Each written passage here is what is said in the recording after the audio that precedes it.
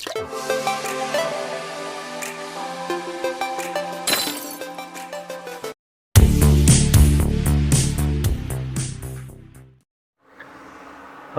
આપણે એક થિયરી નાની એવી બહુ જ સમજણની જરૂર આ થિયરીની અંદર સમજણ પડે તો આને રિલેટેડ દાખલાઓ આવશે. હવે આના જ પછી તરત જ નેટવર્ક એટલે શું, બધી વ્યાખ્યાઓ છે, 3 વ્યાખ્યા. નેટવર્ક એટલે શું, યોગ્ય પરિપથ વડે જંક્શન બિંદુ અથવા બ્રાન્ચ પોઈન્ટ, જંક્શન બિંદુ અથવા બ્રાન્ચ પોઈન્ટ અને લૂપ સમજાવો કે કોને લૂપ કહેવાશે. ચલો, નેટવર્ક કોને કહેવાશે? જે વીજ પરિપથમાં અવરોધો, ઇન્ડક્ટરો, કેપેસિટરો અને બેટરીઓ જેવા પરિપથ ઘટકો એકબીજા સાથે જટિલ રીતે જોડાયેલા હોય. વિદ્યુત પરિપથના જુદા જુદા ઘટક, અવરોધ, કેપેસિટર, ઇન્ડક્ટર અને સાથે બેટરી, આ બધા જ ઘટકો એકબીજા સાથે જટિલ રીતે જોડાયેલા હોય કે જેમને સાદા શ્રેણી કે સમાંતર જોડાણના નિયમો લાગુ પાડી શકાય નહીં. તો આવા વીજ પરિપથને શું કહે છે? નેટવર્ક કહે છે. ફરીથી એક વખત, જે વીજ પરિપથોમાં અવરોધો, ઇન્ડક્ટરો, કેપેસિટરો અને બેટરીઓ જેવા પરિપથ ઘટકો એકબીજા સાથે જટિલ રીતે જોડાયેલા હોય, એકબીજા સાથે જટિલ રીતે જોડાયેલા હોય કે જેમને સાદા શ્રેણી કે સમાંતર જોડાણના નિયમો લાગુ પાડી શકાય નહીં, તો આવા વીજ પરિપથોને શું કહે છે? નેટવર્ક કહે છે. કમ્પ્લીટ નેટવર્ક એટલે શું ખ્યાલ આવશે? જે આવા પરિપથ હોય એટલે કે નેટવર્ક હોય તેનું વિશ્લેષણ માત્ર ઓહમના નિયમ વડે કરી શકાય છે. તેનું વિશ્લેષણ શેના નિયમ વડે થશે? ઓહમના નિયમ વડે. હવે તમે જુઓ, અહીંયા એક આપણે પરિપથ દર્શાવેલો છે જેમાં 2 બેટરી જોડેલી છે, 3 અવરોધો છે, પાછા આ રીતના જોડાયેલા છે. હવે આપણે આની અંદર એવું ન કહી શકાય કે અવરોધો સમાંતર જોડાણમાં છે. કેમ? અહીંયા પાછી કંઈક બેટરી છે, અહીંયા બીજી બેટરી છે, અહીંયા ધન છેડો આ બાજુ છે, અહીંયા ધન છેડો આ બાજુ છે આ પ્રકારનું. તો આ એક આપણે શું દર્શાવેલો છે? નેટવર્ક. જંક્શન અથવા બ્રાન્ચ પોઈન્ટ કોને કહેવાશે? નેટવર્કની અંદર જે બિંદુ પાસે 2 થી વધારે વાહક, 2 થી વધારે, 2 ચાલે નહીં, હું આ બિંદુ પાસે કહું તો 2 વાહક જોડાયેલા છે, એક આ વાયર અને એક આ વાયર, એટલે વાહક કહેવાય. તો આને જંક્શન બિંદુ ના કહેવાય, બ્રાન્ચ પોઈન્ટ ન કહેવાય. જે બિંદુ પાસે 2 થી વધારે વાહક, ઓછામાં ઓછા 3 વાહકો ભેગા થતા હોય તેવા બિંદુને જંક્શન અથવા બ્રાન્ચ પોઈન્ટ કહે છે. આકૃતિમાં કઈ જગ્યાએ A અને B, A અને B એ કયા બિંદુ છે? જંક્શન બિંદુ અથવા બ્રાન્ચ પોઈન્ટ છે. કેમ? ટોટલ કેટલા વાહક ભેગા થયા છે? અહીંયા આગળ 3 વાહક, 1, 2 અને 3. એવું જ અહીંયા આગળ 1, 2 અને 3. 2 થી વધારે, ઓછામાં ઓછા 3, ઓછામાં ઓછા 3 વાહકો ભેગા થતા હોય તેવા બિંદુને શું કહે છે? જંક્શન અથવા બ્રાન્ચ પોઈન્ટ કહે છે. કમ્પ્લીટ આ જંક્શનની વ્યાખ્યા ખ્યાલ આવશે. નેટવર્કના જે બિંદુ પાસે, નેટવર્ક એટલે શું? જટિલ પરિપથ. ટૂંકમાં કહીએ તો જટિલ પરિપથ કે જેને સાદા શ્રેણી કે સમાંતર જોડાણના નિયમો લાગુ પાડી શકાય નહીં, તેને શું કહેવાશે? નેટવર્ક. બરોબર છે. નેટવર્કના જે બિંદુએ 2 થી વધારે અથવા એવું લખાય ઓછામાં ઓછા 3 વાહકો ભેગા થતા હોય તેવા બિંદુને જંક્શન બિંદુ અથવા બ્રાન્ચ પોઈન્ટ કહે છે. આપેલી આકૃતિમાં A અને B એ કેવા બિંદુઓ છે? જંક્શન બિંદુ અથવા તો બ્રાન્ચ પોઈન્ટ છે. હવે લૂપ કોને કહેવાય? વાહકોથી બનતા બંધ પરિપથને, વાહકોથી બનતા બંધ પરિપથને લૂપ કહે છે. સાદી વ્યાખ્યા લૂપની તમે જુઓ, આ અહીંયા આગળ એક વાહકથી બંધ ગાળો બન્યો, બંધ પરિપથ, તો આને શું કહેવાશે? એક લૂપ. નામ આપવો તો આ રીતે પણ અપાય, A B E F A અથવા તો A F E B A. જે બિંદુથી ચાલુ કરો ત્યાં પાછું છેલ્લે આવવાનું. A B C D A, A B C D A. બીજું કહીએ તો A F E B A, એટલે આ એક, આ બીજું. તો હું આને વચ્ચેવાળાને ન ગણું તો એક આખે આખું પણ બંધ પરિપથ છે. કઈ રીતના? C D F E C, અથવા તો વચ્ચેના બિંદુને લખો એટલે લખાય C D A F E B C. ટૂંકમાં આ રસ્તો જે વગેરે શું છે? બંધ પરિપથો અર્થાત લૂપ છે. કમ્પ્લીટ 3 વ્યાખ્યા ખબર પડશે. નેટવર્ક, અવરોધો, ઇન્ડક્ટરો, કેપેસિટરો, બેટરીઓ વગેરે પરિપથ ઘટકોને જટિલ રીતે એકબીજા સાથે જોડેલા હોય કે જેમને સાદા શ્રેણી કે સમાંતર જોડાણના નિયમો લાગુ પાડી શકાય નહીં, તો તેને શું કહીશું આપણે? નેટવર્ક. જંક્શન બિંદુ કોને કીધું? નેટવર્કના જે બિંદુએ 2 થી વધારે, ઓછામાં ઓછા 3 વાહકો ભેગા થતા હોય તો તેને શું કહીશું? નેટવર્ક. લૂપ કોને કહીશું? આ જે વાહક થયા, વાહકોથી બનતા બંધ પરિપથને શું કહે છે? લૂપ કહે છે. કમ્પ્લીટ અહીંયા સુધી ખબર પડી છે. હવે સૌથી મોસ્ટ આઈએમપી થિયરી ચેપ્ટરની કિર્ચોફના બે નિયમો અથવા બંને નિયમો લખો અને સમજાવો. કિર્ચોફના બે નિયમ લખવાના છે અને તેને સમજાવવાના છે. શું છે? આકૃતિ આની આજ દોરવાની છે, મેં પાછળ દોરેલી છે, હું તમને સમજાવતો જાઉં. કિર્ચોફનો પ્રથમ નિયમ એ જંક્શન રૂલ તરીકે ઓળખાય, જંક્શન બિંદુએ લાગુ પડે છે. કિર્ચોફનો પ્રથમ નિયમ કોને લાગુ પડે છે? જંક્શન બિંદુને. તમને પૂછાય કિર્ચોફનો કયો નિયમ અથવા કિર્ચોફનો પ્રથમ નિયમ એ ખાલી જગ્યા રૂલ તરીકે ઓળખાય છે? તો જંક્શન રૂલ તરીકે. કિર્ચોફનો બીજો નિયમ એ લૂપ રૂલ તરીકે ઓળખાય છે. પહેલી વસ્તુ ખબર પડશે, આ નિયમ નેટવર્કના જંક્શન બિંદુએ લાગુ પડે છે. જે કિર્ચોફનો પ્રથમ નિયમ છે ક્યાં લાગુ પડશે? જંક્શન બિંદુએ. ટૂંકમાં આ બે જગ્યાએ એ અને બી બિંદુએ લાગુ પડશે. છે શું? કોઈ જંક્શન બિંદુ પાસે ભેગા મળતા, કોઈ જંક્શન બિંદુ પાસે ભેગા મળતા વિદ્યુત પ્રવાહોનો સરવાળો. આ તો અહીંયા 3 જ વાહક છે. જો કોઈ જગ્યાએ એક સાથે 5 વાહકો ભેગા થતા હોય એવા પણ પરિપથ આવે, 4 વાહકો વાળા તો આવશે પણ ખરી આપણે દાખલાઓની અંદર. કોઈક જગ્યાએ જો 4 વાહક હોય એમાં 2 જગ્યાએ પ્રવાહ દાખલ થતો હોય અને 2 જગ્યાએથી પ્રવાહ બહાર જતો હોય. તમે આ એ બિંદુએ જુઓ, અહીંયાથી પ્રવાહ આવી રહ્યો છે, જ્યારે આ બિંદુએથી આ બાજુ 2 જગ્યાએ પ્રવાહ શું જઈ રહ્યો છે? બહાર જઈ રહ્યો છે. એ બિંદુને જંક્શન બિંદુ કહું. તો આમાં જંક્શન બિંદુમાં પ્રવાહ આવી રહ્યો છે, આમાં જંક્શન બિંદુમાંથી પ્રવાહ જઈ રહ્યો છે. હવે બીજું, આ પ્રવાહની દિશા કઈ રીતના દર્શાવવાની હોય છે? એ આપણે દર્શાવવાની હોય છે. પ્રવાહ ક્યાંય કોઈ પરિપથમાં આપેલા નહીં હોય. પરિપથમાં શું આપેલું હશે? બેટરી આપેલી હશે અને અવરોધો આપેલા હશે, બસ. આ નામ પણ નહીં લખેલું હોય ABCD. તમને એવું પૂછ્યું હોય કે આપેલ પરિપથનો સમતુલ્ય અવરોધ અને દરેક બ્રાન્ચમાંથી, દરેક બ્રાન્ચ, આ બધાને બ્રાન્ચ કહેવાય વાહકને, દરેક બ્રાન્ચમાંથી વહેતા પ્રવાહ શોધો. હવે આપણે જોવું પડે આખો જે પરિપથ છે એમાં વધારે વોલ્ટની બેટરી ક્યાં છે? 12 વોલ્ટ અને 6 વોલ્ટ. તો આ 12 વોલ્ટની બેટરી વધારે છે, તો પ્રવાહની શરૂઆત ક્યાંથી થશે? અહીંથી થશે બહાર નીકળવાની. જેનો વોલ્ટેજ વધારે ત્યાંથી પ્રવાહ વહેવાનો શરૂ થાય.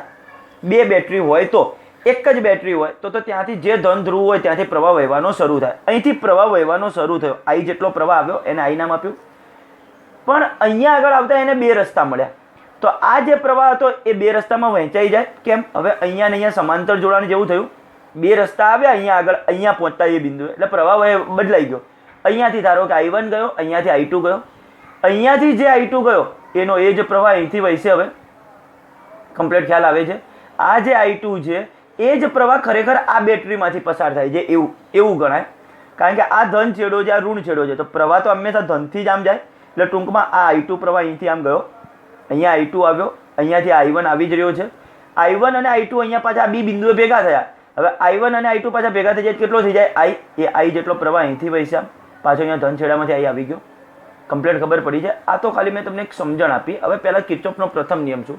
પહેલું વાક્ય, કિર્ચોફનો પ્રથમ નિયમ નેટવર્કના જંક્શન બિંદુએ લાગુ પડે છે.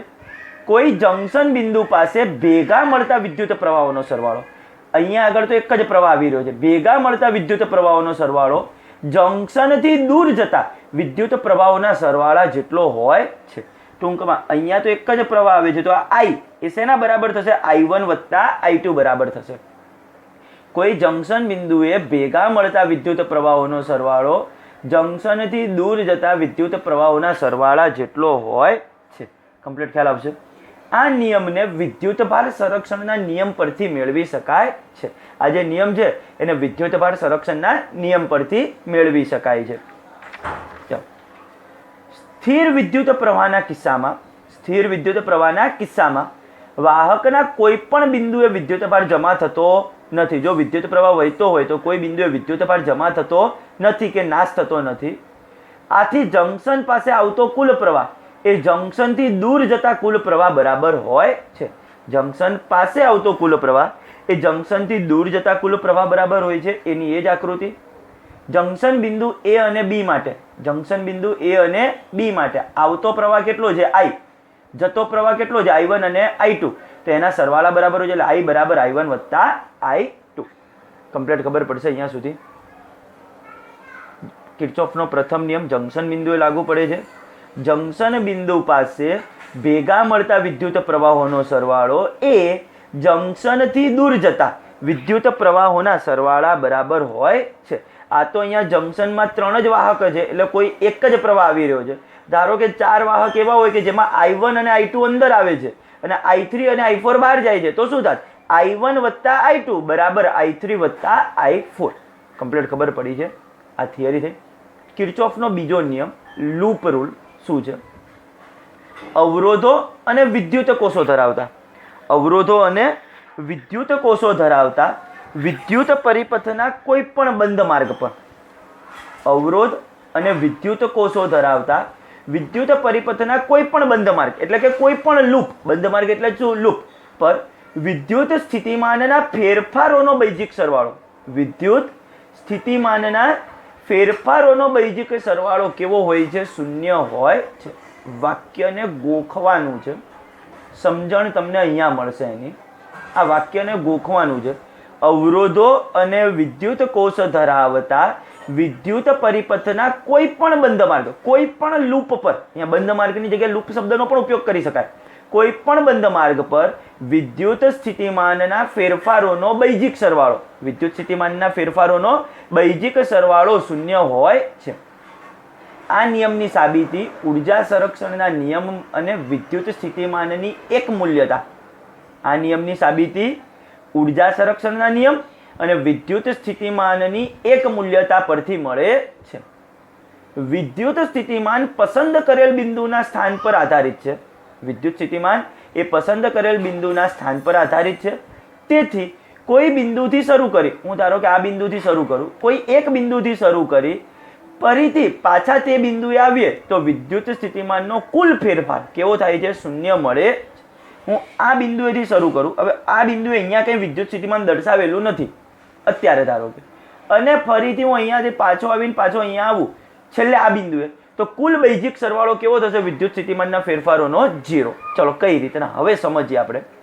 હવે આ વસ્તુ લખતા પહેલા આપણે એક વસ્તુ ધ્યાન રાખવાની છે. અવરોધ માટે વિદ્યુત સ્થિતિમાન V બરાબર શું થાય? IR. આપણે વિદ્યુત સ્થિતિમાનનો બૈજિક સરવાળો 0. બેટરી માટે તો ડાયરેક્ટ વોલ્ટેજ એટલે વિદ્યુત સ્થિતિમાન દર્શાવેલું જ છે કે 12 વોલ્ટ 6 વોલ્ટ. અવરોધ માટે ક્યાંય તમને વિદ્યુત સ્થિતિમાન દર્શાવેલું નથી અવરોધ માટે. તો અહીંયા આગળ આના બે છેડા વચ્ચેનું વિદ્યુત સ્થિતિમાન એટલે કેટલું? તો કે V બરાબર IR.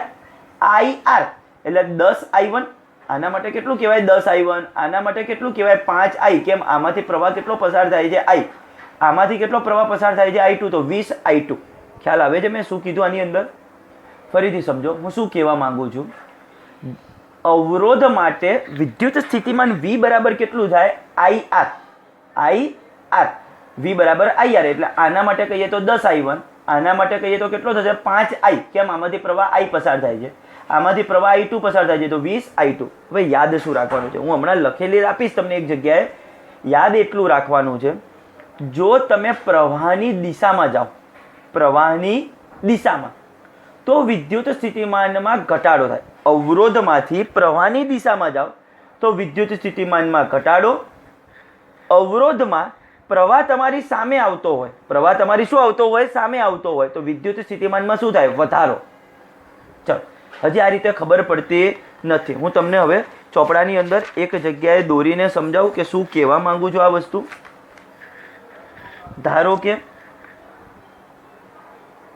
અહીંયા આગળ અવરોધ છે R, એમાંથી પ્રવાહ પસાર થઈ રહ્યો છે I.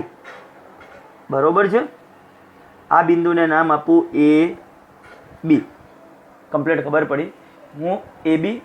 તમે ધારો કે હવે કોઈક આપણે જે લૂપ વિચારીશું, હું ધારો કે એવું વિચારું AB, અહીંયા આગળ કંઈક લૂપ હોય, હું આ માર્ગે જઉં છું, આ માર્ગે હું જઈ રહ્યો છું, જે માર્ગે એ પ્રવાહની દિશામાં જ છે આમ અવરોધ માટે, તો વિદ્યુત સ્થિતિમાનમાં શું આવશે? -IR. શું આવશે? -IR. જો આપણે ધારો કે આમ જતા હોઈએ કોઈ જગ્યાએ લૂપમાં અને આ પ્રવાહ આપણી સામે આવે છે, આપણે આમ જઈએ છીએ, પ્રવાહ આપણી સામે આવે છે, તો વિદ્યુત સ્થિતિમાન કેવું થશે? +IR. અવરોધ માટે યાદ રાખવાનું, જો આપણે પ્રવાહની દિશામાં જતા હોઈએ તો -IR, જો પ્રવાહ આપણી સામે આવતો હોય તો +IR. ફરીથી એક વખત હું બંધ માર્ગ હમણાં વિચારીશ એટલે તમને પૂરો, ધારો કે અહીંયા આગળ એક આમ બંધ માર્ગ છે, આ એક લૂપ થઈ ગઈ. ચલો બરોબર, હું ધારો કે ABCD એ માર્ગે જઉં છું, ABCD એ માર્ગે એટલે ટૂંકમાં આમથી આમ જઉં છું. બરોબર છે? હવે હું આમ જઈ રહ્યો છું, આ પ્રવાહ મારી દિશામાં છે અવરોધમાં, તો અવરોધ માટે વિદ્યુત સ્થિતિમાનનો ફેરફાર કેટલો થશે? Minus IR. ધારો કે હવે આપણે એવું વિચારીશું, આપણે આમ જઈએ છીએ લૂપમાં BADCB માર્ગે, BADCB આ માર્ગે આમ જઈએ છીએ. હું અહીંથી આમ જઉં છું પણ પ્રવાહ મારી સામે આવે છે, તો કેવું થશે? Plus IR. કમ્પ્લીટ ખબર પડી? હવે બેટરી માટે ધારો કે બેટરી અહીંયા આગળ છે આ 6 વોલ્ટની. હું ધારો કે આ માર્ગે જઉં છું, બેટરીમાં તમે ઋણ છેડાથી ધન છેડા તરફ જાઓ, ઋણથી ધન છેડા તરફ, તો તમારું થશે +6 વોલ્ટ. કેટલું થશે? +6. એટલે ધારો કે હું ABCD, હવે અહીંયા માટે કહું ABCD એ માર્ગે, આ પહેલું ABCD, તો અહીંયા પ્રવાહની દિશામાં થયું તો -IR, બેટરીમાં શું થયો? ઋણથી ધન ઉપર ગયો તો +6. કમ્પ્લીટ ખબર પડી છે? જો હું આ માર્ગે જાઉં, કયા માર્ગે? BADCA માર્ગે, આ માર્ગે જાઉં તો અહીંયા શું થયું? પ્રવાહ મારી સામે આવ્યો અવરોધમાં, તો +IR. હવે અહીંયાથી આમ પહોંચીશ બેટરી માટે, જો ધનથી ઋણ જઈએ, ધનથી ઋણ, તો શું થશે? -6 વોલ્ટ. કેટલું થશે? -6. અવરોધની અંદર પહેલા તો વિદ્યુત સ્થિતિમાન V બરાબર IR વડે દર્શાવાશે, એટલે આ એનો વોલ્ટેજ થયો, આ બેટરીનો વોલ્ટેજ. અહીંયા બે જ ઘટક છે ખાલી, એક અવરોધ અને આ, એક આનો વોલ્ટેજ અને એક આનો વોલ્ટેજ. આ બે વોલ્ટેજ માટે આપણે આ દર્શાવવાનું હોય, બરોબર છે? ફરીથી એક વખત તમને કહી દઉં કઈ રીતના આપણે આની અંદર કન્સિડર કરવાનું. જો અવરોધમાં પ્રવાહ આપણી દિશામાં, આપણે જે દિશામાં જતા હોઈએ એ જ દિશામાં પ્રવાહ આવે તો વિદ્યુત સ્થિતિમાન ઘટે, એટલે -IR. જો આપણે જે દિશામાં જતા હોઈએ અને પ્રવાહ સામે આવતો હોય તો +IR. બેટરીમાં ઋણ છેડાથી ધન છેડા તરફ જઈએ તો પ્લસ, જો ધનથી ઋણ તરફ જઈએ તો માઇનસ. કમ્પ્લીટ ખ્યાલ આવશે? ધનથી ઋણ જઈએ તો માઇનસ, ઋણથી ધન જઈએ તો પ્લસ. ચલો હવે અહીંયા આગળ આ પરિપથની અંદર તમને સાથે સાથે દર્શાવું. મેં બે લૂપ દર્શાવેલા છે, લૂપ ABCDA. ચલો અહીંયા આગળ થોડું આને નીચે લઈ લઉં એટલે તમને આકૃતિ થોડી ક્લીન દેખાય. ABCDA માર્ગ, કિર્ચોફનો બીજો નિયમ લગાડતા આ માર્ગે હું આમ જઈ રહ્યો છું, અહીંયા આવી રહ્યો છું. જો હું આ બિંદુથી શરૂ કરું, મેં આ બિંદુના વિદ્યુત સ્થિતિમાનને VA વડે દર્શાવેલું હોય VA, તો જો શરૂઆતમાં VA લખું તો અહીંયા છેલ્લે પણ એનું એ જ થાય VA. પણ આપણે આને જો ન દર્શાવ્યું હોય તો પણ ચાલે, કેમ? સામસામે VA કેન્સલ થઈ જાય, એટલે આ બાજુ 0 દર્શાવી દેવાનું.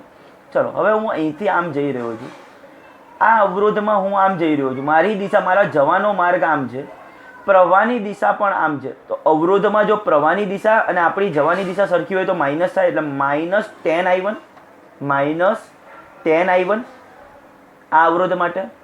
અહીંયાથી જઈ રહ્યો છું, મારો જવાનો રસ્તો આમ છે, પ્રવાહનો રસ્તો પણ આમ જ છે, તો આના માટે શું થશે? -5I. કેમ? એમાંથી વહેતો પ્રવાહ I હતો પાછો, -5I. અહીંયા બેટરીમાં ઋણથી ધન ઉપર જવું છું, ઋણથી ધન જતું હોય તો +12 પાછો અહીંયા આવી ગયો, તો જવાબ કેટલો થઈ ગયો? 0. અવરોધો અને વિદ્યુત કોષો ધરાવતા વિદ્યુત પરિપથના કોઈ પણ બંધ માર્ગ પર વિદ્યુત સ્થિતિમાનના ફેરફારોનો બૈજિક સરવાળો કેટલો હોય છે? 0 હોય છે. વિદ્યુત સ્થિતિમાનના ફેરફારનો સરવાળો. આના માટે વિદ્યુત સ્થિતિમાન થાય 10I1, પ્રવાહની દિશા અને મારી જવાની દિશા સરખી છે તો માઇનસ. આના માટે થાય 5I, વિદ્યુત સ્થિતિમાન 5I, મારી જવાની દિશા અને પ્રવાહની દિશા સરખી છે તો -5I. અહીંયા બેટરીમાં ઋણથી ધન જવું છું તો +12 બરાબર 0. હવે ABEFA માર્ગે, ABEFA ને કિર્ચોફનો બીજો નિયમ લગાડતા આમ, આના માટે 10I1, મારી જવાની દિશા અને પ્રવાહની દિશા સરખી છે તો -10I1. હવે આ અવરોધ માટે કેટલો થશે? 20I2. વિદ્યુત સ્થિતિમાનનો ફેરફાર કેટલો થાય? 20I2. મારી જવાની દિશા આમ છે, પ્રવાહ મને સામે આવે છે, જવાની દિશા આમ, પ્રવાહ સામે આવ્યો તો પ્લસ થાય, વિરુદ્ધ થયું એટલે +20I2. બેટરીના ધનથી ઋણ જવું છું તો -6 બરાબર 0. આ બે વસ્તુને બહુ વારંવાર શાંતિથી તમારી રીતે કોશિશ કરજો. કઈ રીતના? હું ધારો કે આ માર્ગે જઉં છું, આનું વિદ્યુત સ્થિતિમાન લખાય 10I1 વડે, 10I1, મારી જવાની દિશા અને પ્રવાહની દિશા સરખી, એમાં આ બ્રાન્ચમાં હું આમ જઉં છું, પ્રવાહ પણ આમ જ છે એ જ દિશામાં, તો -10I1. આના માટે પ્રવાહની દિશા અને મારી જવાની દિશા સરખી તો -5I. ઋણથી ધન તો +12. આના માટે વિચાર્યું આટલી બ્રાન્ચમાં મારી જવાની દિશા અને પ્રવાહની દિશા સરખી તો -10I1, પણ આમાં તો મને પ્રવાહ સામે આવે છે તો 20I2 -6 બરાબર 0. હવે ધારો કે હું આખા માટે વિચારું, ધારો કે આ રીતે CDFEC આ પરિપથ વિચારું આખો. ચલો અહીંથી ચાલુ કરું છું, હું આમ જઉં છું, આમાં પ્રવાહ પણ આમ જ જાય છે તો -5I +12, અહીંયા તો કશું જ નહીં, આમાંય પાછું ઋણથી ધન જ ગયા તો +6, અહીંયા પ્રવાહની દિશા અને આપણી જવાની દિશા તો સરખી જ છે તો -20I2 બરાબર 0. ટોટલ 4 ઘટક આવ્યા, 1 2 3 અને 4, બાકી તો ખાલી વાયર જ છે. કમ્પ્લીટ ખબર પડશે ટૂંકમાં. આ હતો કિર્ચોફનો બીજો નિયમ. તો કિર્ચોફનો પ્રથમ નિયમ અને કિર્ચોફનો બીજો નિયમ ખાસ સારી રીતે સમજવાના. હવે આપણે એક્ઝામ્પલો જોઈએ જુદા જુદા. ચલો હવે એક્ઝામ્પલ ગણીએ. સ્વાધ્યાયનો પહેલો એક્ઝામ્પલ કઈ રીતના છે સમજો. એક કારની બેટરીના વોલ્ટેજ 12 વોલ્ટ છે. સ્વાધ્યાયનો પહેલો એક્ઝામ્પલ. નાના નાના એક્ઝામ્પલ આજે લીધેલા છે કેટલાક, છેલ્લે આપણે કેટલાક મોટા એક્ઝામ્પલ ઉપર પણ જઈશું. એક કારની બેટરીના વોલ્ટેજ કેટલા છે? 12 વોલ્ટ. જો તેનો આંતરિક અવરોધ 0.4 ઓહ્મ હોય, આંતરિક અવરોધ કેટલો હોય? 0.4 ઓહ્મ, તો બેટરીમાંથી વધુમાં વધુ કેટલો મહત્તમ પ્રવાહ ખેંચાશે? હવે જો મહત્તમ પ્રવાહ, પહેલાં તો I બરાબર સૂત્ર શું થાય? E/R+R. જો બાહ્ય અવરોધ સાથે એ બેટરીને જોડેલી હોય, જ્યાં R એટલે બાહ્ય અવરોધ, R એટલે શું થાય? તેનો આંતરિક અવરોધ. આ એનું EMF અથવા વોલ્ટેજ કહી શકાય. બરોબર છે. હવે મને આંતરિક અવરોધ આપેલો છે 0.4. આ બાહ્ય અવરોધ ન હોય, બાહ્ય અવરોધ ન હોય તો જે પ્રવાહ હોય કયો થાય? મહત્તમ. એટલે I મેક્સિમમ બરાબર શું થશે? E/R. અહીંયા લખવું હોય તો લખાય માં R બરાબર 0 લેતા I મેક્સિમમ બરાબર E/R. ની કિંમત કેટલી હતી? 12. 12 ભાગ્યા તમે 0.4 કરો, 12 ભાગ્યા 0.4 કેટલો? આ 12.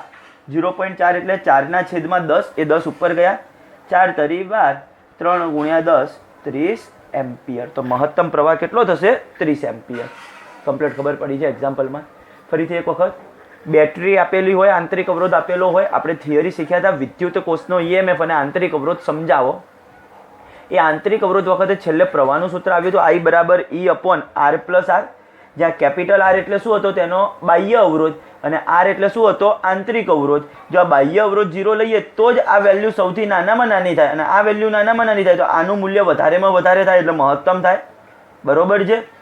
આની વેલ્યુ 0 લઈએ તો જ આ સૌથી લઘુત્તમ અવરોધ થાય, અને લઘુત્તમ થાય તો પ્રવાહ સૌથી મહત્તમ થાય. એને આધારે I મેક્સિમમ બરાબર E/R. જવાબ આવશે 30 એમ્પિયર. કમ્પ્લીટ. ચલો હવે ત્યારબાદ એક બેટરીનું EMF એટલે આ E 10 વોલ્ટ છે, અને તેનો આંતરિક અવરોધ કેટલો છે? 3 ઓહ્મ. આંતરિક અવરોધ એટલે સ્મોલ r. તેને જ્યારે કોઈ એક બાહ્ય અવરોધ સાથે જોડીએ ત્યારે પરિપથમાં જે પ્રવાહ વહે છે કેટલો છે? 0.5 એમ્પિયર. ચલો ફરીથી સૂત્ર પહેલાં તો I બરાબર E/R+R. E/R+R. હવે જ્યારે હું એક અવરોધ જોડું ત્યારે પરિપથમાં પ્રવાહ કેટલો વહે છે? 0.5. હવે હું અહીંયા જ કિંમત મૂકીશ. આ I ની વેલ્યુ 0.5, E ની વેલ્યુ કેટલી આપી હતી? EMF 10. આ બાહ્ય અવરોધ તો આપણે શું કરવાનો હતો? શોધવાનો. પરિપથમાં જોડેલો અવરોધ કેટલો એટલે R શોધવાનો છે. આંતરિક અવરોધ કેટલો આપેલો હતો? 3 ઓહ્મ. કમ્પ્લીટ ખબર પડી છે. ફાઇનલ. આ 0.5 એટલે 1/2 પણ કહેવાય. જો સાદું રૂપને સહેલું કરવું હોય તો આ 1/2. અહીંયા 10 છેદમાં શું થશે? R+3. સામ સામે જો ચોકડી ગુણાકાર કરું તો આ R+3 અહીંયા, આ 2 અહીંયા, એક સાથે R+3 આવે તો R+3, 10 દુ 20, +3 આ બાજુ જશે તો -3, 20 માંથી 3 જશે તો R નું મૂલ્ય કેટલું આવશે? 17 ઓહ્મ. કમ્પ્લીટ ખબર પડી છે વિદ્યાર્થીઓ. ફરીથી એક વખત I બરાબર E/R+R. I ની વેલ્યુ આપી હતી 0.5 એમ્પિયર, EMF આપ્યું હતું 10 વોલ્ટ, છેદમાં આ બાહ્ય અવરોધ તો શોધવાનો હતો, પરિપથમાં જોડેલો. આંતરિક અવરોધ કેટલો હતો? 3 ઓહ્મ. આ 0.5 ને પહેલા 1/2 પણ કહેવાય. સામ સામે ચોકડી ગુણાકાર કર્યો તો R ની વેલ્યુ મળી 17 ઓહ્મ. હવે શું કીધું છે? જ્યારે પરિપથમાં પ્રવાહ બંધ હોય ત્યારે, પરિપથમાં પ્રવાહ બંધ હોય ત્યારે બેટરીનો ટર્મિનલ વોલ્ટેજ, હવે ટર્મિનલ વોલ્ટેજ એટલે તો V કહેવાય, તો V બરાબર સૂત્ર કયું થાય? IR. હવે પરિપથમાં પ્રવાહ બંધ હોય ત્યારે આંતરિક અવરોધ એ કાર્ય કરતો નથી, તો ટર્મિનલ વોલ્ટેજ V બરાબર શું થશે? IR. I ની વેલ્યુ કેટલી આપેલી હતી? 0.5 અને અવરોધ R ની વેલ્યુ કેટલી આવી? 17 ઓહ્મ. 17 ગુણ્યા તમે 0.5 એટલે 1/2, 17 અડધા કરશો તો 8.5 વોલ્ટ. તો પ્રવાહ નહીં વહેતો હોય ત્યારે બેટરી કેટલા વોલ્ટેજ બતાવશે? 8.5 વોલ્ટ. ઓરિજિનલ કેટલા વોલ્ટની હતી? 10 વોલ્ટની. પણ જો પ્રવાહ નહીં વહેતો હોય અને તમે ત્યારે એ ટર્મિનલ વોલ્ટેજ માપો એના બે છેડા વચ્ચેનો, ટર્મિનલ વોલ્ટેજ એટલે એના બે છેડા વચ્ચે એના આંતરિક અવરોધની અંદર કેટલો વોલ્ટેજ વપરાઈ જાય એટલે એનો બેટરીનો ટર્મિનલ વોલ્ટેજ કેટલો દર્શાવશે આપણને? 8.5 વોલ્ટ. હવે સ્વાધ્યાયનો એક્ઝામ્પલ નંબર 3. 1 ઓહ્મ, 2 ઓહ્મ અને 3 ઓહ્મના 3 અવરોધોને શ્રેણીમાં જોડેલા છે. સંયોજનનો કુલ અવરોધ કેટલો? જો આ 3 અવરોધોને શ્રેણીમાં જોડેલા હોય તો શ્રેણી જોડાણનો સમતુલ્ય અવરોધ કીધો છે. તો શ્રેણી જોડાણ માટે R ઇક્વિવેલન્ટ બરાબર શું થાય? R1 + R2 + R3 બરાબર 1 + 2 + 3 બરાબર કેટલા ઓહ્મ થશે? 6 ઓહ્મ. કેટલા થશે? 6 ઓહ્મ. શ્રેણી જોડાણ માટે કુલ અવરોધ કેટલો? તો ત્રણેયનો શું થાય? સરવાળો. જો આ સંયોજન સાથે આંતરિક અવરોધ વગરની, હવે શું કીધું છે? આ એક અવરોધ, આ બીજો અવરોધ, આ ત્રીજો અવરોધ.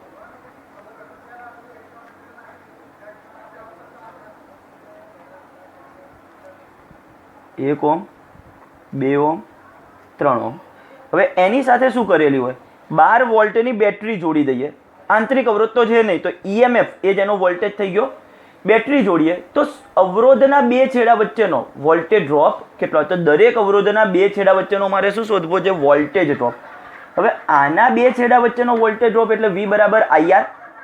આના માટે પણ IR, IR. આના માટે IR1, IR2 અને IR3. તો હવે પહેલા તો I ની જરૂર પડશે. પરિપથમાં જે પ્રવાહ વહેતો હશે એ કેટલો થશે? પરિપથમાં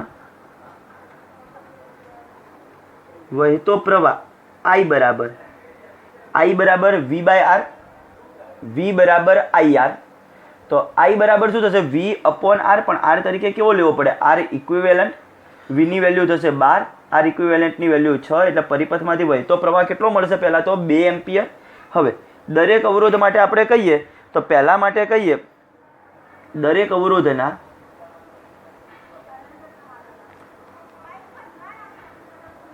બે છેડા વચ્ચેનો વોલ્ટેજ ડ્રોપ. પહેલા માટે V1 કહું તો V1 બરાબર IR1.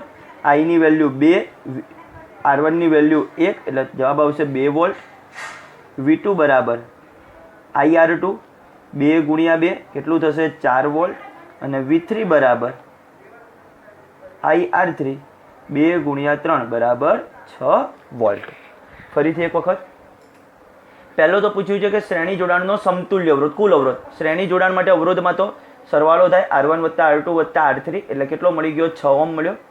હવે આપણને એવો પ્રશ્ન પૂછ્યો છે કે દરેક અવરોધના બે છેડા વચ્ચેનો વોલ્ટેજ ડ્રોપ. હવે આના માટે વોલ્ટેજ ખરેખર આ V બરાબર V1 + V2 + V3 થાય. V1 + V2 + V3. શ્રેણી જોડાણની થિયરી યાદ કરજો. V1 ની જગ્યાએ શું લખ્યું હતું? IR1. અહીંયા આગળ IR2 ને અહીંયા IR3. હવે જો I ની વેલ્યુ જ ના હોય તો આપણને મળવાના જ નથી વોલ્ટેજ ડ્રોપ. I કેટલો થશે પરિપથમાં વહેતો કુલ પ્રવાહ? તો I બરાબર V/R ઇક્વિવેલન્ટ વાપરવું પડે. આનો સમતુલ્ય અવરોધ જે ટોટલ હોય એ જ થાય. તો એને આધારે I શોધ્યો પહેલા અને ત્યારબાદ દરેક અવરોધના બે છેડા વચ્ચેનો વોલ્ટેજ ડ્રોપ શોધ્યો. બસ એવો જ દાખલો પણ સમાંતર જોડાણ માટેનો. ચોથો એક્ઝામ્પલ, 2 ઓહ્મ, 4 ઓહ્મ અને 5 ઓહ્મના અવરોધોને સમાંતર જોડાણમાં જોડેલા છે. તો તેનો સમતુલ્ય અવરોધ કેટલો? તો સમાંતર જોડાણ માટે લખીએ અહીંયા આગળ.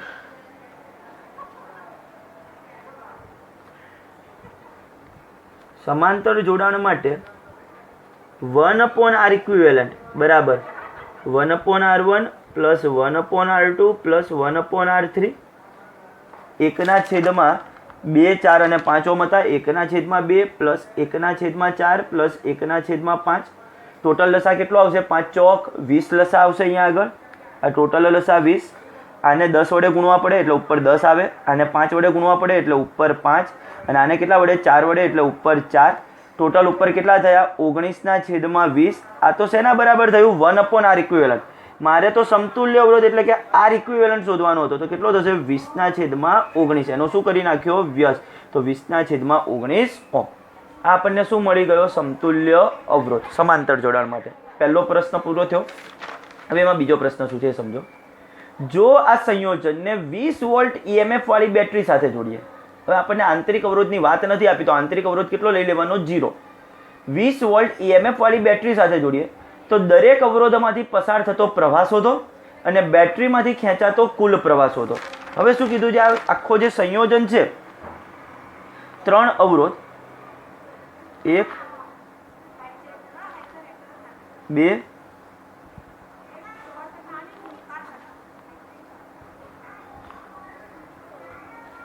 આ આકૃતિ ખાલી સમજણ માટેની હોય છે, દોરવાની હોતી નથી. આ 20 વોલ્ટ EMF વાળી બેટરી, અહીંયાથી વહેતો પ્રવાહ I, આપણે અહીંયા આગળ દર્શાવ્યું હતું I1 I2 I3, R1 બરાબર 2 ઓહ્મ, R2 બરાબર 4 ઓહ્મ, R3 બરાબર 5 ઓહ્મ. ચલો આ રીતનું દર્શાવી દીધું આપણે આ બધી વસ્તુને. હવે શું કીધું છે આપણને, દરેક અવરોધમાંથી વહેતો પ્રવાહ અને બેટરીમાંથી ખેંચાતો કુલ પ્રવાહ. હવે આ સમાંતર જોડાણમાં હશે તો દરેક માટે આ વોલ્ટેજ તો સરખો હશે V. તો આમાંથી વહેતો પ્રવાહ I1 એટલે શું થશે V/R1. દરેક અવરોધમાંથી વહેતો પ્રવાહ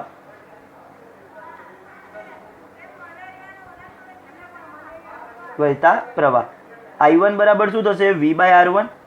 V20 અને R1 ની વેલ્યુ 2 એટલે કેટલો થશે 10 એમ્પિયર. I2 બરાબર V/R2 20/4 એટલે કેટલું થશે 5 એમ્પિયર. I3 બરાબર V/R3 V ની વેલ્યુ 20/5 કેટલું થશે 4 એમ્પિયર. કમ્પ્લીટ ખબર પડે છે.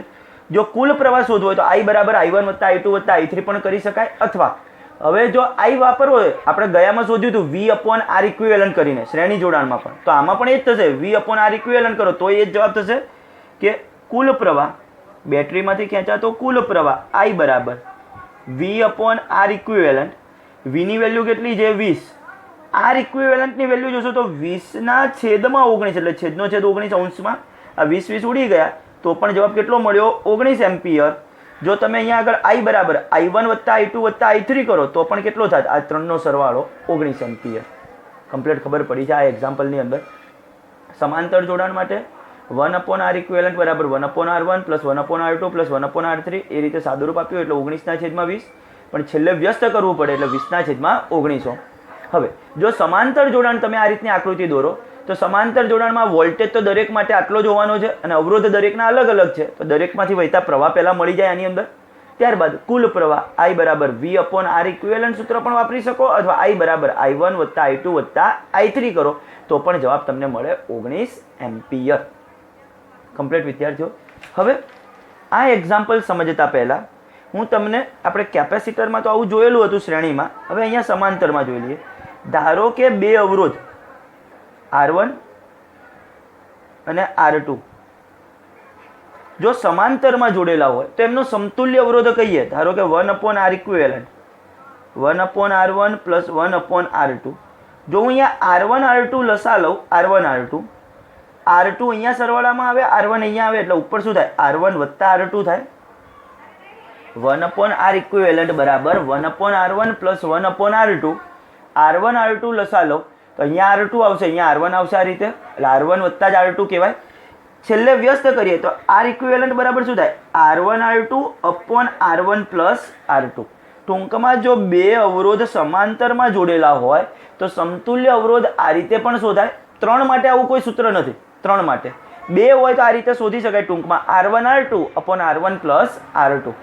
R1 R2 upon R1 plus R2 આ રીતે શોધી શકાય. હવે અહીંયા તમને પરિપથ દોરીને આપેલો છે. પહેલાં તો કીધું શું છે, આપેલ પરિપથ માટે સમતુલ્ય અવરોધ, આ જે પરિપથ છે એનો સમતુલ્ય અવરોધ દરેક અવરોધમાંથી વહેતો પ્રવાહ, આ જેટલા પણ અવરોધ છે એ દરેક અવરોધમાંથી વહેતો પ્રવાહ VAB એટલે આના બે છેડા વચ્ચેનો વોલ્ટેજ ડ્રોપ, VBC એટલે આના બે છેડા વચ્ચેનો વોલ્ટેજ ડ્રોપ અને આ બે છેડા વચ્ચેનો વોલ્ટેજ ડ્રોપ શોધો. કમ્પ્લીટ ખબર પડશે. Example, lengthy example. કઈ રીતના થાય સમજતા જાઓ શાંતિથી, એટલે ખ્યાલ આવશે શું કીધેલું છે સમજો. હવે સૌથી પહેલાં મારે સમતુલ્ય અવરોધ, જો હું આ બેના સમાંતર જોડાણનો સમતુલ્ય શોધું, આ તો એમનેમ જ છે, આ બેના સમાંતર જોડાણનો સમતુલ્ય શોધું, એટલે આ બેની જગ્યાએ અહીંયા એક અવરોધ આવી જાય, સમતુલ્ય જે પણ આવ્યો હોય તે, આ બેની જગ્યાએ એક આવી જાય, તો આ ત્રણ અવરોધ એ કેવા થઈ જશે પછી તો શ્રેણીમાં. અને પછી જો શ્રેણીમાં થાય તો એ ત્રણેયનો શું થાય સરવાળો. તમે યાદ કરો કઈ રીતના હું શું કહેવા માંગુ છું. આ બેના સમાંતર જોડાણનો સમતુલ્ય અવરોધ કંઈક એક આવશે, એ આ બેને કાઢીને અહીંયા એક લગાવાય. આપણે 10મા ધોરણમાં કરતા હતા, આકૃતિઓ જુદી જુદી દોરતા જતા હતા, પણ અહીંયા આગળ એવું ન કરાય કારણ કે દાખલો હજી ઘણો લાંબો છે. આ બેની જગ્યાએ એક, આ બેની જગ્યાએ, પછી અહીંયા જે આવ્યો એ કેવો થયો શ્રેણીમાં, તો ત્રણનો શું થાય સરવાળો. હવે આ જે બે સમાંતર જોડાણ છે, મેં હમણાં જ કીધું જો બે અવરોધ સમાંતરમાં હોય તો એનો સમતુલ્ય અવરોધ શું થાય R1 R2, એટલે આ બેનો ગુણાકાર છેદમાં R1 + R2, એટલે છેદમાં આ બેનો શું થાય સરવાળો R1 R2 અપોન. આના માટે શું થશે R1 R2 upon R1 + R2, એવું ને એવું આના માટે થશે. ચલો પહેલી વસ્તુ શોધીએ. હવે સમતુલ્ય અવરોધ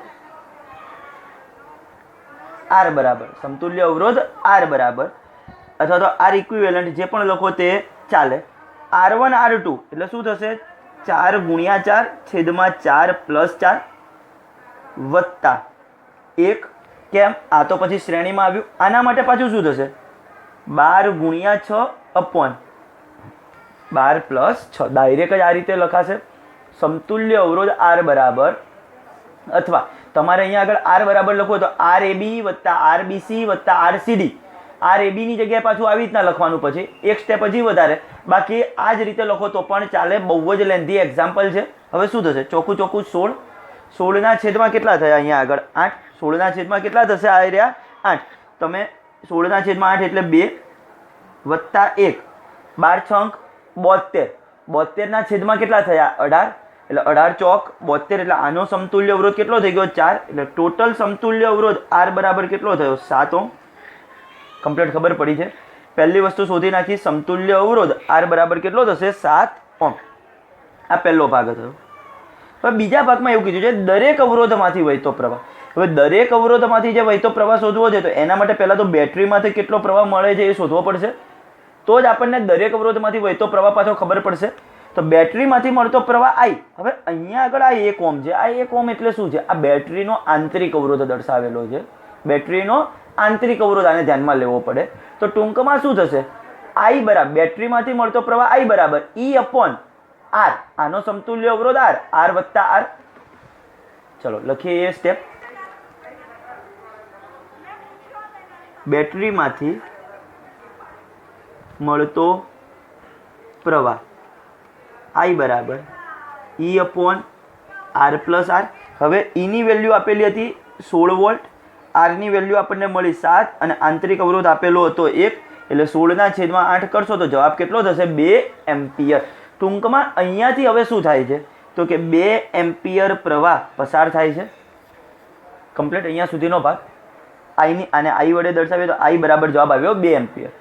હવે આ જે 2 એમ્પિયર છે, આ જો આને હું એક ધ્યાનમાં લીધું હોય તો આ અને આ ત્રણે શ્રેણીમાં છે, તો અહીંયા આગળ આવે, અહીંયાથી પ્રવાહ અહીંયા જાય, અમુક અહીંયા જાય, પાછા એ બે અહીંયા ભેગા થવાના, તો એ જે બે ભેગા થયા એટલે I થયો, તો આમાંથી તો I જેટલો જ પ્રવાહ વહેશે. કેમ ટૂંકમાં આ અને આ જો આને એક અવરોધ ગણું તો ત્રણે શ્રેણીમાં છે, એટલે 2 એમ્પિયર જ પ્રવાહ અહીંથી આમ પસાર થશે આખે આખો ટોટલ. તો હવે બીજું અહીંયા જે માને દરેક અવરોધમાંથી, એટલે આમાંથી અને આમાંથી આ બંનેમાંથી એમ દરેકમાંથી વહેતો પ્રવાહ શોધવાનો છે. દરેકમાંથી શું કરવું પડે ટોટલ, તમારે આ વસ્તુને ધ્યાનમાં લેવાની કઈ રીતના થાય. ચલો હું તમને સમજાવું. અહીંયા આગળ જે આ I આવ્યો, અહીંયા આગળ જે પહોંચ્યો, આ બંને અવરોધ સમાન મૂલ્યના છે. બંને અવરોધ કેવા છે સમાન મૂલ્યના. આપણે તમે યાદ કરો શ્રેણી જોડાણ અને સમાંતર જોડાણનો ફાયદો અને ગેરફાયદા લખ્યા હતા. અરે સોરી, એનો તફાવત લખ્યો હતો. શ્રેણી જોડાણમાં એવું લખ્યું હતું કે દરેક અવરોધમાંથી વહેતો પ્રવાહ સમાન હોય છે. શ્રેણી જોડાણમાં, આ જોડાણમાં શબ્દ એવો લખ્યો હતો, આ જોડાણમાં દરેક અવરોધમાંથી વહેતો પ્રવાહ એક સમાન હોય છે. સમાંતર જોડાણમાં એવું લખ્યું હતું આ જોડાણમાં જો અવરોધના મૂલ્ય સમાન ન હોય તો, અવરોધના મૂલ્ય સમાન ન હોય તો દરેક અવરોધમાંથી વહેતો પ્રવાહ જુદો જુદો હોય છે. જો અવરોધના મૂલ્ય સમાન હોય તો પ્રવાહ પાછો સરખો થઈ જાય. એ કેટલો થશે? તો અહીંયા આગળથી જે આ 2 એમ્પિયર આવ્યો એ સરખા ભાગમાં જ વહેંચાશે. સરખા ભાગમાં એટલે કેવો થશે? તો કે અહીંયા 1 એમ્પિયર, અહીંયા આગળ 1 એમ્પિયર. તો એના માટેનું વાક્ય કઈ રીતના લખાશે? તો કે આ રીતના લખાશે. હવે આ બી ભાગ, દરેક અવરોધમાંથી વહેતા પ્રવાહ શોધવા છે આપણે બી ભાગમાં. તો પહેલું 4 ઓહ્મ, 4 ઓહ્મ અવરોધો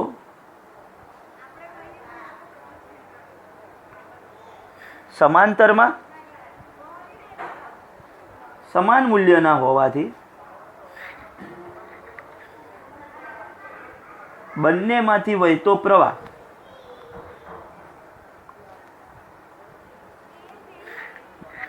સમાન અને I/2 બરાબર 2/2 બરાબર 1 એમ્પિયર. 4 ઓહ્મ અવરોધો સમાંતરમાં સમાન મૂલ્યના હોવાથી, સમાંતરમાં અને સાથે કેવા છે? સમાન મૂલ્યના હોવાથી બંનેમાંથી વહેતો પ્રવાહ સમાન અને કેટલો થશે? I/2 બરાબર 2/2 બરાબર 1 એમ્પિયર. કમ્પ્લીટ ખ્યાલ આવ્યો છે? હવે અહીંયા આગળથી પાછો આ 2 એમ્પિયર હતો, અહીંયા 1 એમ્પિયર ગયો, અહીંયા 1 એમ્પિયર, આ 1 એમ્પિયર અહીંયા આવ્યો, પાછા અહીંયા ભેગા છે એટલે પાછા 2 એમ્પિયર થઈ ગયો. તો 1 ઓહ્મ અવરોધમાંથી વહેતો પ્રવાહ તો કેટલો થશે? 2 એમ્પિયર. તો લખવાનું 1 ઓહ્મ અવરોધમાંથી વહેતો પ્રવાહ બરાબર કેટલો થશે? 2 એમ્પિયર. તો એમાંથી તો વહેતો પ્રવાહ 2 એમ્પિયર જ થયો. હવે પાછું અહીંયા આગળ તો આ બંને જુદા જુદા છે. હવે આમાંથી કઈ રીતના થશે? તો આપણે ધારી લઈએ કે અહીંયાથી વહેતો પ્રવાહ I1 અને અહીંયાથી વહેતો પ્રવાહ કેવો છે? I2 છે. કમ્પ્લીટ ખબર પડે છે મેં શું કીધું? અહીંથી વહેતો પ્રવાહ I1 અને અહીંથી વહેતો પ્રવાહ I2 છે. હવે એ શોધવાના છે. ધારો કે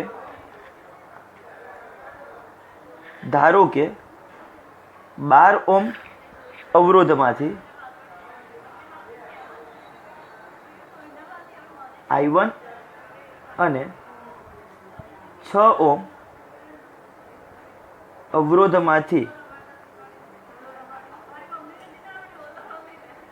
I2 પ્રવાહ વહે છે. ધારો કે 12 ઓહ્મ અવરોધમાંથી I1 અને 6 ઓહ્મ અવરોધમાંથી કેટલો પ્રવાહ વહે છે? I2 પ્રવાહ વહે છે. બીજું, આ બંને કેવા પ્રકારના જોડાણમાં છે? સમાંતર જોડાણમાં છે 12 અને 6. તો આના અહીંયા આગળ આ CD વચ્ચે જે પણ વોલ્ટેજ હશે આ બે છેડા વચ્ચે, એ જ આના માટે હશે, એ જ આના માટે હશે. આનો વોલ્ટેજ પાછો કઈ રીતના કહેવાય? 12I1. આના માટે શું કહેવાય? 6I2. તો એનો મતલબ 12I1 અને 6I2 કેવા થશે? સમાન થશે. છેલ્લે તો કેવા થશે? સમાન. ફરીથી એક વખત સમજાવું શું કહેવા માંગુ છું. આની અંદર આ બંને સમાંતર જોડાણમાં છે, આ બંને અવરોધ. તો એનો મતલબ આના બે છેડા વચ્ચેનો વોલ્ટેજ ડ્રોપ અને અહીંયા વોલ્ટેજ બંને કેવો હશે? સરખો. હવે આનો વોલ્ટેજ એટલે શું કહેવાય? હમણાં મેં કીધું અવરોધ માટે વોલ્ટેજ એટલે 12I1, આના માટે 6I2.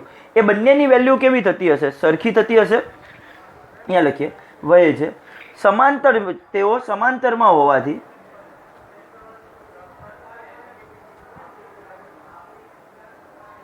સમાંતર જોડાણમાં હોવાથી તેમના વોલ્ટેજ સમાન થાય. માટે શું થશે?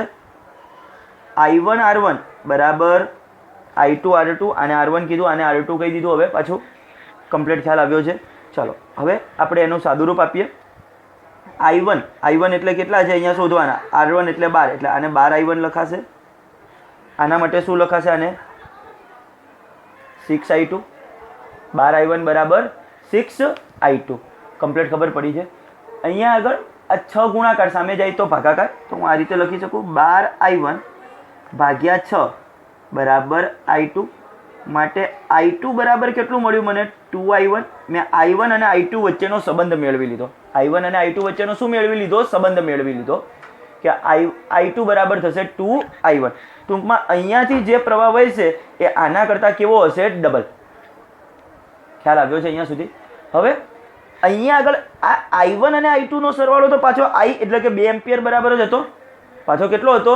2 એમ્પિયર બરાબર. અહીંથી જે 2 એમ્પિયર આમાં આવ્યો અહીંયા આગળ એના જ બરાબર I1 વત્તા I2 થશે. તો હવે I1 વત્તા I2 બરાબર 2 એમ્પિયર હોવાથી i2 ની જગ્યાએ 2i1 લખીશ, એટલે i1 વત્તા 2i1 બરાબર 2 એમ્પિયર. અહીંયા એમ્પિયર ન લખીએ તો પણ ચાલે, 2 હોવાથી. ચલો આને સમીકરણ નંબર 1 કીધું હોય તો અહીંયા આગળ કૌંસમાં લખવાનું સમીકરણ 1 પરથી ટોટલ કેટલા થયા 3i1 બરાબર 2, માટે i1 બરાબર 2/3 એમ્પિયર. i1 ની વેલ્યુ મળી 2/3 એમ્પિયર. સમીકરણ 1 પરથી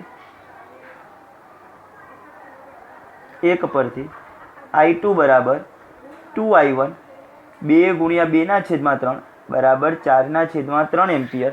આ તો આપણે i1 અને i2 ની કિંમતો શોધી. i1 અને i2 ની કિંમત આપણે તો અવરોધોમાંથી વહેતા પ્રવાહો શોધવાના છે. તો નીચે છેલ્લે વાક્ય લખવાનું આ રીતે. આ i1 એટલે કોનામાંથી હતો 12 ઓહ્મ, તો લખવાનું 12 ઓહ્મ અવરોધમાંથી વહેતો